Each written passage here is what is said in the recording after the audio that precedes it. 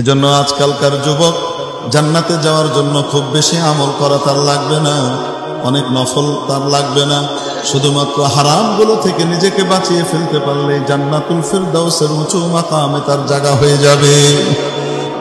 ইত্তাকিল মাহারিমা তাকুন আবাদান নাস, তাহলে তুমি বড় ইবাদতকারী হিসেবে গণ্য হবে।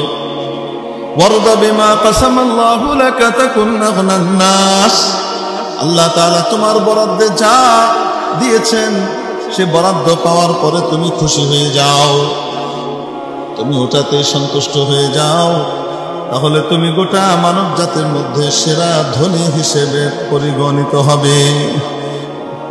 সেরা ধনী, ধনীকে যার অভাব নাই, তাই না? কেন ধনীকে যার কি নাই?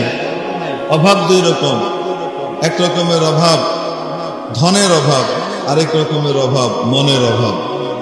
বলেন না কেন?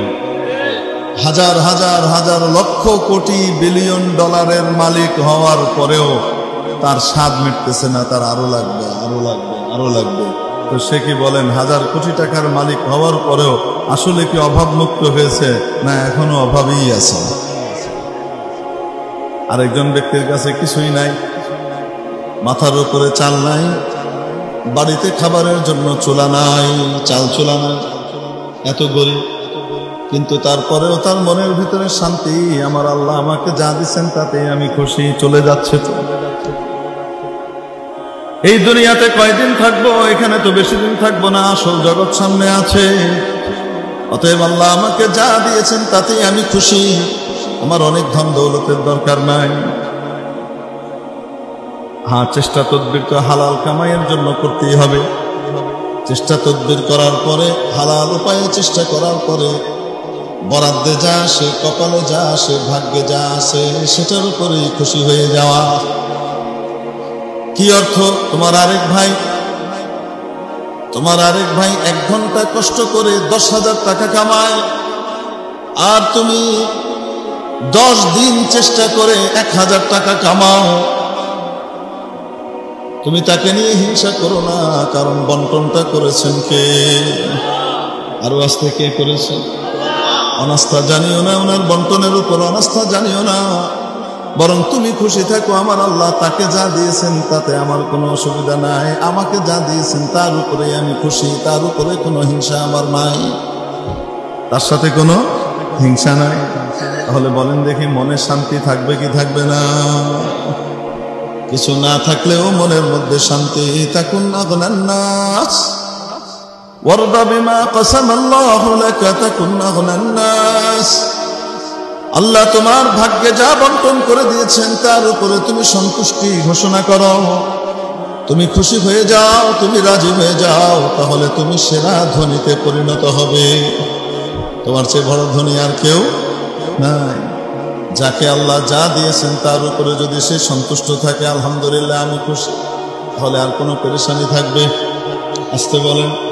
হ্যাঁ, চুরি চামারিতে যাবে, ছিনতাই চাঁদাবাজিতে যাবে, হ্যাঁ, সুদ ঘুষের পথ ধরবে, রাতারাতি দ্রুত ধনী হওয়ার রাস্তা দেখবে।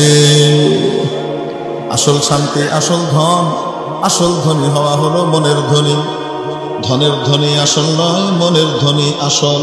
নবীজি এখানে মনের ধনী হওয়ার ব্যাপারটি আমাদেরকে সকলকে জানিয়ে দিয়েছেন। একজন ব্যক্তি যখন অনেক টাকা পয়সার মালিক হয়, তখন সে মনে করে আমাকে রব্বুল আলামিন ওসমান ইবনে আফফান এবং আব্দুর রহমান ইবনে আওফ রাদিয়াল্লাহু তাআলা আনহুমার মতো নিয়ামত দান করেছেন। তারা যেমনি ভাবে তাদের ধন দৌলত দিয়ে জান্নাত লাভ করেছেন, জান্নাতের উঁচু মাকামে নিজের জায়গা বরাদ্দ করেছেন, আমাকেও তাই করতে হবে, সে খুশি।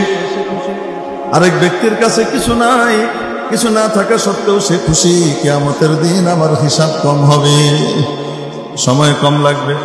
হাদিস শরীফের মধ্যে আসে 2 ব্যক্তি, হাদিসটা বোঝার জন্য আগে উদাহরণটা বুঝে নিয়ে, 2 ব্যক্তি মনে করেন সমান ইবাদতকারী, 2 ব্যক্তির ইবাদত কি সমান, এরকম 2 ব্যক্তি দুনিয়া থেকে যাবার পরে কিয়ামতের দিন উঠেছে। তাদের মধ্যে একজন ছিল ধনী আর একজন ছিল গরিব। নবীজি বলেন, ধনী ব্যক্তি জান্নাতে যখন যাবে তারও 500 বছর আগে গরিব ব্যক্তি জান্নাতে গিয়ে আরাম করবে। তাহলে দুনিয়াতে ধন না থাকার কারণে তার মধ্যে কোনো অভাববোধ থাকবে না, সে শান্তিতে থাকবে, আমার কিয়ামতের দিন হিসাব নাই। আমি কালকে একদিন কোথায় বলতেছিলাম, এক মোল্লা সাহেব সম্পর্কে কথাবার্তা হইতেছে।